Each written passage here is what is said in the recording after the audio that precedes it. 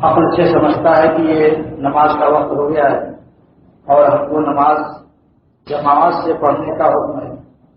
اللہ تعالیٰ نے قرآن میں حکم فرمایا وَارْكَعُوا مَعَ الرَّاكِعِينَ، نماز پڑھو نماز پڑھنے والوں کے ساتھ۔ مفسرین نے لکھا ہے کہ اسی آیت سے جماعت کا وجود ثابت ہوتا ہے۔ بخاری شریف کی حدیث ہے، حضور فرماتے ہیں صلی اللہ تعالیٰ علیہ وسلم کہ جو لوگ اپنے گھروں میں نماز پڑھتے ہیں،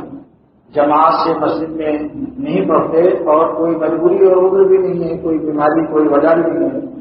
تو میرا دل چاہتا ہے کہ میں جماعت شروع کرا کے خود پیچھے رہوں اور لکڑیوں کا انتظام کر لوں، اور جو لوگ مسجدوں میں نہیں آتے ان کے گھروں میں میں آگ لگا دوں۔ بخاری شریف کی اس حدیث سے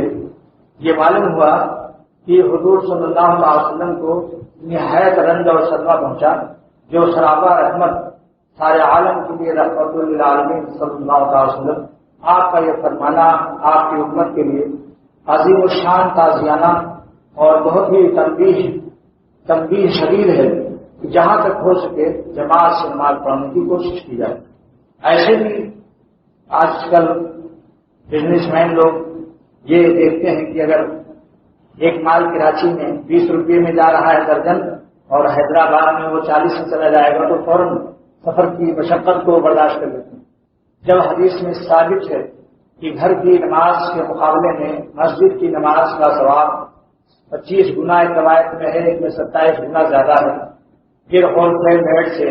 اللہ تعالیٰ کی رحمت کے سائے میں ہماری نماز قبول ہو جائے گی۔ اگر کسی پوری مسجد میں کسی ایک اللہ والے کی نماز قبول ہوئی تو سمجھ لیجیے سب کی قبول ہو جائے گی۔ اس لیے جہاں تک ہو سکے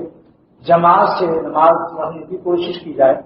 اللہ سے دعا مانگی جائے کہ ہماری سستی دور فرما دیجیے۔